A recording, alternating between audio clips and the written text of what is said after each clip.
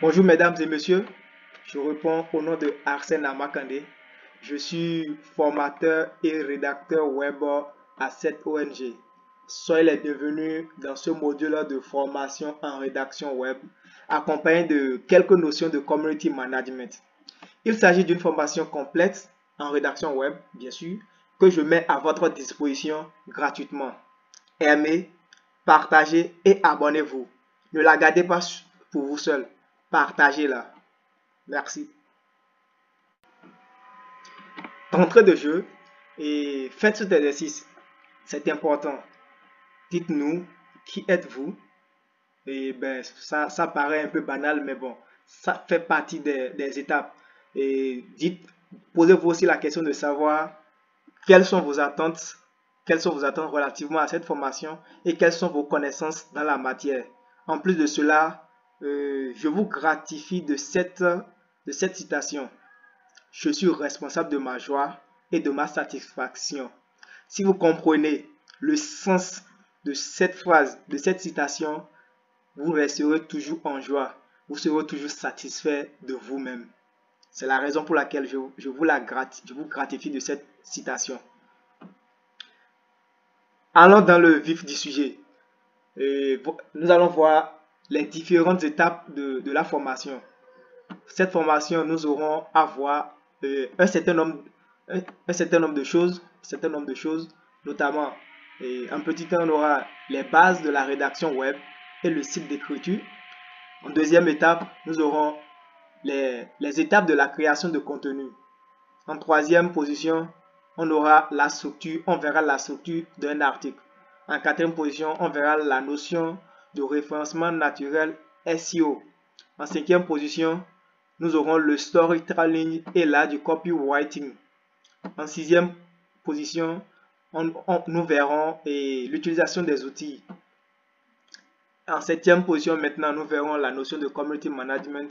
Et à la fin, complètement, huitième position, nous verrons je ferai un partage d'expérience avec vous. Comment est-ce que je me suis lancé dans la rédaction web, comment est-ce que je fais des revenus grâce à ça et comment est-ce que je suis devenu formateur à cette ONG. Les BABA de la rédaction web. La première des choses qu'il est bon de savoir, c'est quoi la rédaction web. Retenez que la rédaction web est l'écriture destinée au web. Excusez-moi. La rédaction web est l'écriture destinée au web. Mieux, il s'agit du contenu qui est destiné à Internet. Simplement. Et en plus de ça, il faut connaître les outils de la rédaction web. Les outils de la rédaction web. Pour devenir un rédacteur web, vous avez besoin de calepin pour noter, de stylo, de smartphone, de connexion, de PC. C'est ce dont vous avez besoin pour devenir un rédacteur web. Ensuite, pourquoi est-ce que vous écrivez? Ou bien pourquoi écrivez-vous? Vous écrivez pour deux objectifs. Le premier, c'est d'informer. Vous avez une information, vous détenez une information que vous voulez partager avec la communauté, avec les internautes. Deuxième objectif, c'est de vendre un produit. Vendre un produit qui est à votre service ou bien un produit que vous mettez à la disposition, que vous mettez à la disposition des internautes. Soit c'est à travers un site e-commerce, soit la boutique elle est physique. Donc voici les deux objectifs. Quatrièmement, pour qui est-ce que vous écrivez? Pour qui écrivez-vous? Vous vous adressez tout simplement aux internautes, pas plus. Allons voir maintenant quelques jargons de la rédaction web. Netlinking, insertion de liens dans le contenu. Les balises HTML, il s'agit d'un langage dont seul le média social comprend. Je vous donne un exemple ici. Avec WhatsApp, lorsque vous voulez mettre un texte en gras ou bien vous voulez mettre un mot en gras, il suffit tout simplement de mettre étoile au début et étoile à la fin et vous verrez que votre texte ou bien votre mot a changé de couleur et est devenu et a pris la forme de gras. Donc c'est de ça qu'il s'agit. Quand on parle de balise HTML, c'est de ça qu'il s'agit, le langage dont seul le média social comprend. Lorsque vous allez utiliser cette technique de étoile au début, étoile à la fin pour le média social Facebook, cela ne marchera pas parce que ce n'est pas un langage incorporé en Facebook. C'est pourquoi on parle de balise HTML. Ligne éditoriale.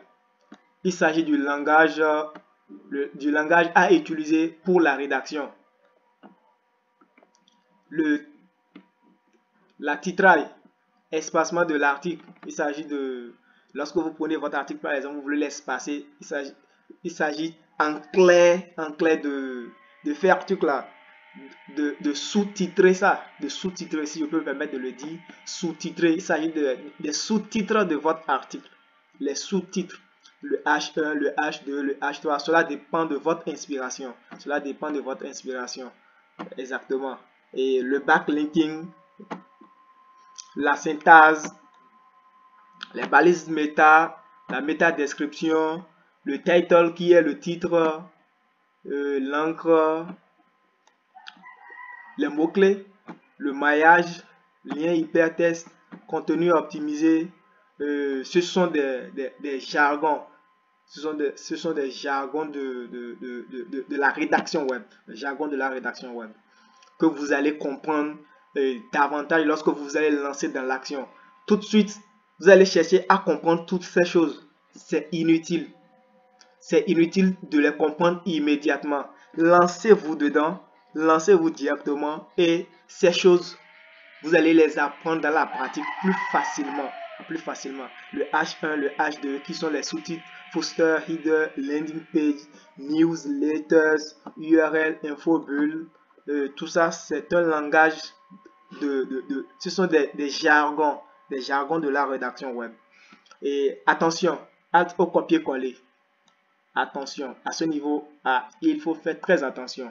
Ne faites jamais du copier-coller. Ne faites jamais du copier-coller. Maintenant, découvrons les étapes de la création de contenu. Pour créer de contenu, vous avez deux étapes. La toute première étape consiste à s'approprier de la consigne donnée par l'exercice, la consigne qui est générale et spécifique. Donc, vous allez vous approprier de la consigne qui est la toute première des choses à faire. Il s'agit ici de comprendre la consigne avant de se lancer dans les recherches. Les premières recherches sont générales. Les premières recherches vous permettront de faire le plan de rédaction de votre article. Elles vous permettront ensuite de structurer votre article H1, H2, H3, H4, H5 si vous voulez.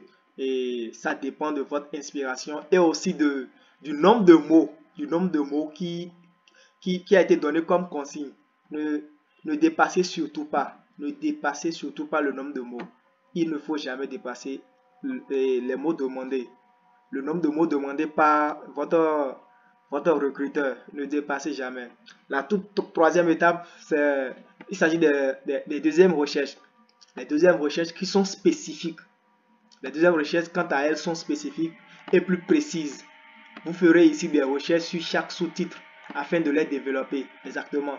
Et sur chaque sous-titre, et vous allez faire maintenant des recherches spécifiques pour développer chaque sous-titre. J'espère qu'on se comprend bien. Développer chaque sous-titre. Donc pour développer, il faut aller faire des recherches pour ne pas faire du copier-coller, pour éviter le plagiat. C'est la raison pour laquelle il faut faire des recherches sur chaque sous-titre. Ensuite, ici, vous devriez faire des lectures pour corriger les fautes. Évidemment, il faut s'arranger et rendre un document, un article sans faute. Utilisez les outils pour contrôler le taux de plagiat et éliminer les copier-coller. Exactement. Lecture, relecture, tout ça là, pour contrôler le taux de plagiat et éliminer éliminer les plagiats et effacer ce qu'il y a de plus, ce qu'il y a de trop. Donc, c'est ça. NB, n'oubliez pas de renommer votre document. C'est très important. N'oubliez pas de renommer votre document.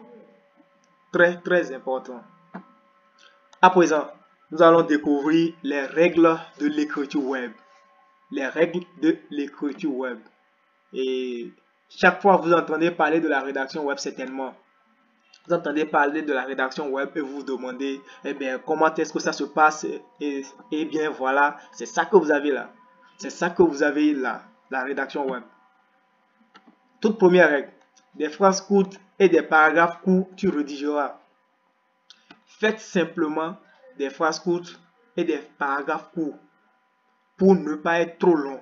Parce que lorsque votre texte est trop, lorsque les phrases sont très longues, le paragraphe est très long et du coup l'article est trop long et les internautes, la majorité ne lisent pas. Lorsqu'ils commencent et ils voient que c'est trop, ils ne lisent pas jusqu'à la fin. Alors que l'objectif c'est de les amener jusqu'à la fin pour les inciter. Donc faites des phrases courtes et des paragraphes courts. À sujet plus verbe plus complément, tu limiteras tes phrases. Troisième règle, une idée par phrase et une phrase par idée, tu construiras. Très simple à comprendre. C'est quoi une idée par phrase? Lorsque vous faites une phrase, que ce soit une seule idée que vous exprimez par là, et non deux, et non trois, et une idée, développez ça en une seule phrase. Ne faites pas pour la seule idée 3 phrases, 4 phrases. C'est pas trop cool. Donc, une idée par phrase et une phrase par idée, tu construiras. Quatrième règle, ton vocabulaire, tu simplifieras. Pourquoi est-ce qu'il faut simplifier son vocabulaire? C'est pour que les internautes, pour que tous les internautes, même celui qui a simplement le CEP entre griffes, puissent vous comprendre, puissent vous lire. C'est l'objectif. Lorsque vous utilisez des gros mots, et les internautes ne vous comprennent pas, et du coup, bon, ils ne vont pas jusqu'à la fin. C'est pour cette raison qu'il faut simplifier votre vocabulaire. C'est très important. Très important. Et pour ceux qui aiment utiliser les gros mots, il est conseillé de les expliquer dans vos articles, de les expliquer dans vos phrases. Donc, c'est un peu ça. La cinquième règle, le jargon technique ou les mots étrangers, tu traduiras. Voilà. Lorsque vous écrivez un article en droit, vous écrivez un article sur le droit et que vous parlez de la grotte ou bien que vous parlez de la minute, il faudra traduire c'est quoi une grotte. Il faudra traduire c'est quoi la minute en droit, bien sûr. Parce que pour le citoyen lambda, pour tout être humain, pour le commun de mortel, pour quelqu'un qui n'a jamais mis pied dans une fac de droit ou bien qui n'a jamais étudié le droit, lorsque vous allez lui parler de la minute, c'est de l'heure qu'il va se rappeler. Heure et minute, seconde, tiers, c'est de ça qu'il va se rappeler.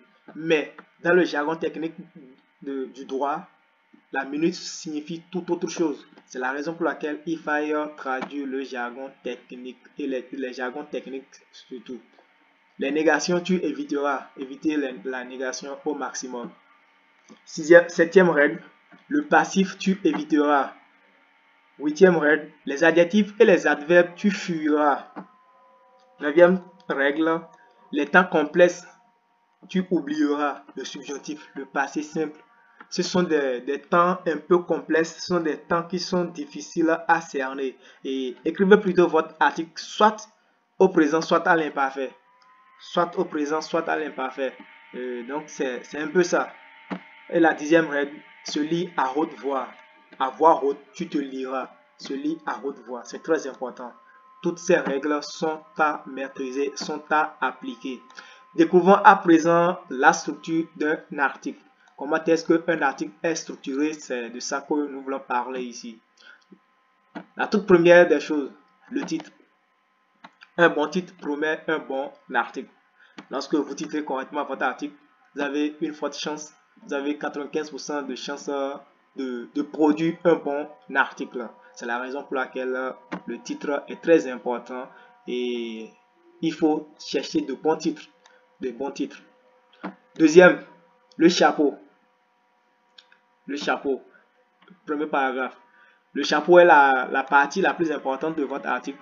C'est la partie la plus importante de votre article. Et dans le principe de la pyramide inversée, vous verrez en clair pourquoi est-ce que j'ai dit. Pourquoi est-ce que je dis que le chapeau est la partie la plus importante de votre article.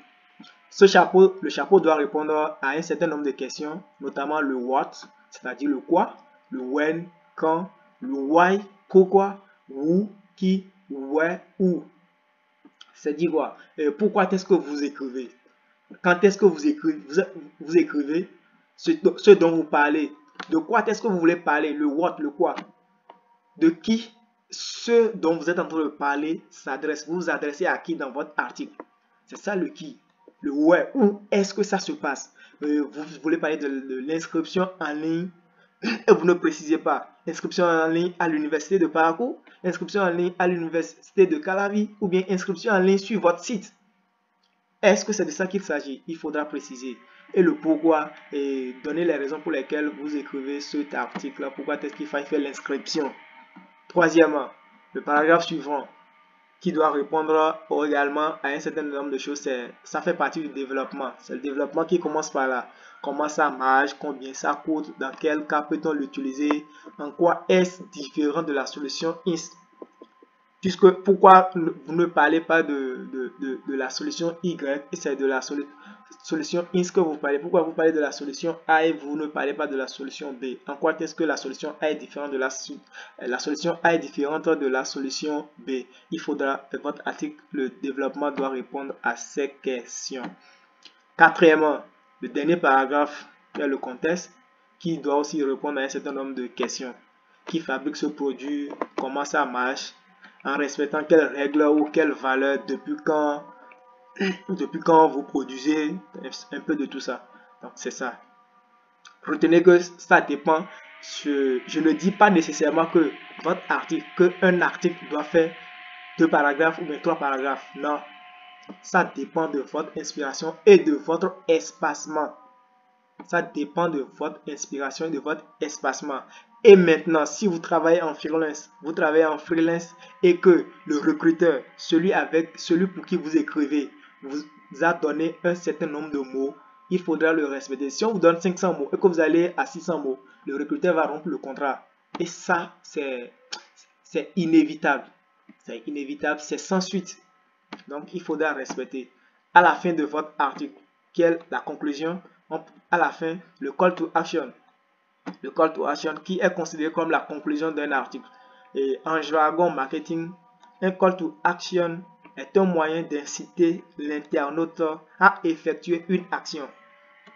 Oui, et ce que vous entendez régulièrement, ou bien ce que vous voyez régulièrement, aimer, partager, liker, abonner, c'est un call to action. Ce sont des call to action. Ce sont des actions, des mots qui incitent l'internaute, le lecteur à une action.